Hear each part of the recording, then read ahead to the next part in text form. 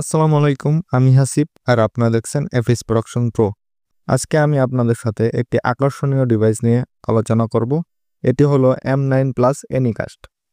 M9 plus এনিকাস্ট ডিভাইসটি একটি সাশ্রয়ী মূল্যের স্ক্রিন মিররিং ডিভাইস, যা স্মার্ট টিভি, প্রজেক্টর এবং অন্যান্য ডিসপ্লে ডিভাইসের সাথে সংযোগ করে আপনার স্মার্টফোন, ল্যাপটপ বা ট্যাবলেটের কন্টেন্ট বড় স্ক্রিনে উপভোগ করতে দেয়।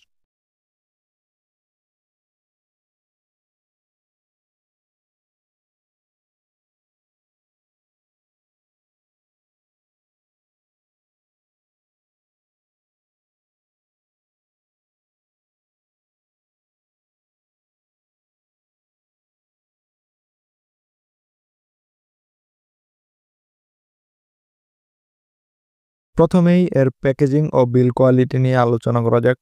M9 প্লাস এনিকাস্টের প্যাকেজিং খুবই সিম্পল এবং সুরক্ষিত। এর সাথে আসে HDMI ডঙ্গল এবং একটি USB পাওয়ার কেবল। ডিভাইসের বিল কোয়ালিটি প্লাস্টিকের হলেও মজবুত এবং হালকা। এটি ছোট এবং সহজে বহনযোগ্য।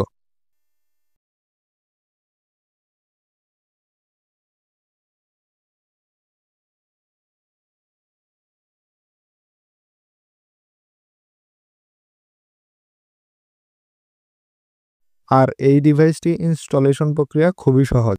ডিভাইসটি সেটআপ করা সহজ। HDMI পোর্টে প্লাগ ইন করতে হয় এবং USB পোর্ট থেকে পাওয়ার দিতে হয়।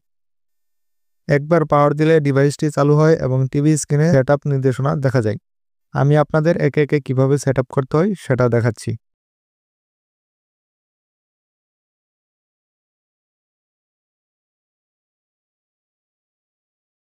আমি প্রথমে মিরাকাস ডিভাইসটি মনিটরের HDMI পোর্টে লাগিয়ে দিলাম।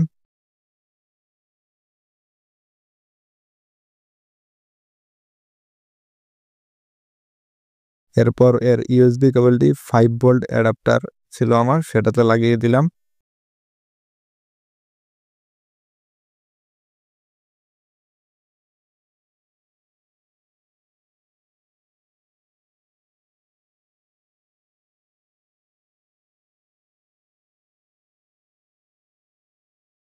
এরপর আপনারা মনিটর স্ক্রিনে দেখতে পাচ্ছেন ইনস্টলেশন প্রক্রিয়া। শুরুতে আপনারা মোবাইলের ওয়াইফাই অপশনে যাবেন, সেখানে পিক্সকাস্ট নামে একটি অপশন শো হবে, সেটাতে ক্লিক করবেন। আপনাদের ডিভাইস অন্য নামও শো হতে পারে, সেটা আমার সঠিক জানা নাই। আমার এটাতে পিক্সকাস্ট নামে অপশনটি শো হলো। তারপর সেটা ক্লিক করলাম এবং পাসওয়ার্ড 1 থেকে 8 পর্যন্ত দিয়ে দিলাম।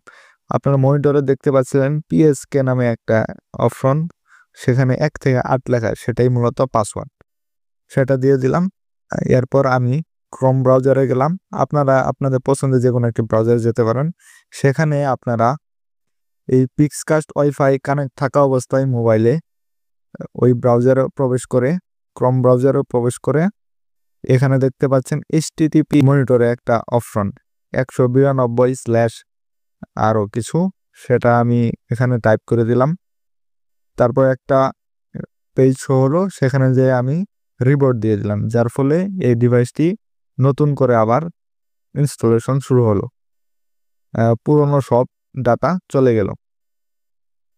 তারপর আবারও ওই পিক্সকাস্ট ওয়াইফাই কানেক্ট করে নিলাম মোবাইলে।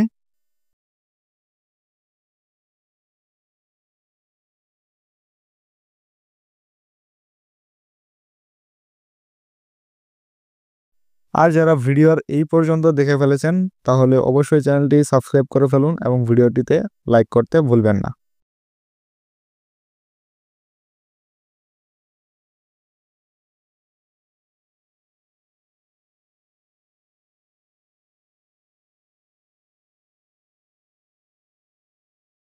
এরপর মিরাকাস্ট অ্যাপ নামে একটি অ্যাপ প্লে স্টোর থেকে ডাউনলোড করেছিলাম, সেটা ওপেন করে ওয়্যারলেস ডিসপ্লে অপশনটি সিলেক্ট করে দিলাম। তারপর মোবাইলটির স্ক্রিন আপনারা মনিটরেই দেখতে পাচ্ছেন।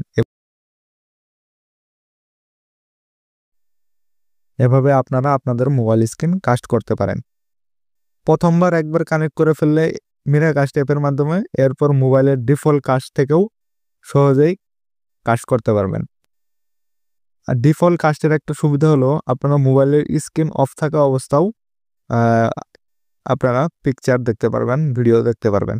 মোবাইলের স্ক্রিনটি অফ থাকবে, এর ফলে আপনার ব্যাটারি ব্যাকআপ একটু বেশি পাবেন, কিন্তু ব্যাকগ্রাউন্ডে কাজ চলতেই থাকবে, শুধু ডিসপ্লেটা একটু অফ থাকবে, এর ফলে কিছুটা ব্যাটারি সেভ হবে। আমি মূলত এটা কিনেছি অনলাইন টিভি দেখার জন্য। ক্রিকফাই নামে একটা অ্যাপ আছে, সেটার মাধ্যমে আমি অনলাইনে টিভি দেখি এই ডিভাইসটি ব্যবহার করে। আপনারাও চাইলে এটি কিনতে পারেন যদি টিভি দেখার ইচ্ছা থাকে আর বা অন্য কোনো ভিডিও দেখার ইচ্ছা থাকে। এবার এর ভিডিও অডিও পারফরমেন্স নিয়ে কথা বলা যাক।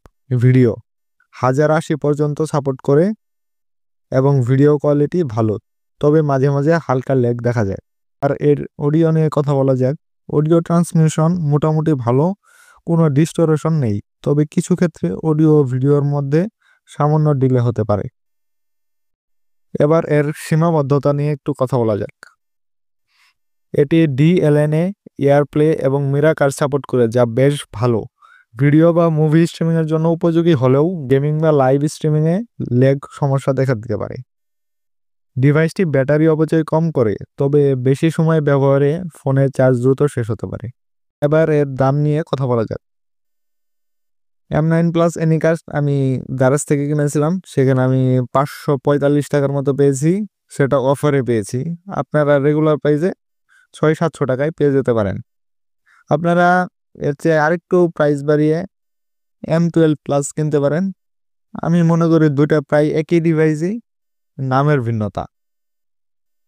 এছাড়া আপনারা আরও ভালো মিরাকাস্ট ডিভাইস যদি কিনতে চান, তাহলে আপনারা ক্রমকাস্ট বা অ্যামাজন ফায়ার স্টিক নিতে পারেন।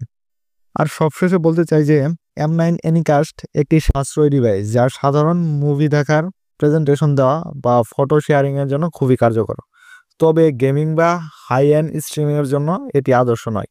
যারা কম খরচে স্মার্ট স্ক্রিন অভিজ্ঞতা পেতে চান, তাদের জন্য এটি ভালো একটি পছন্দ।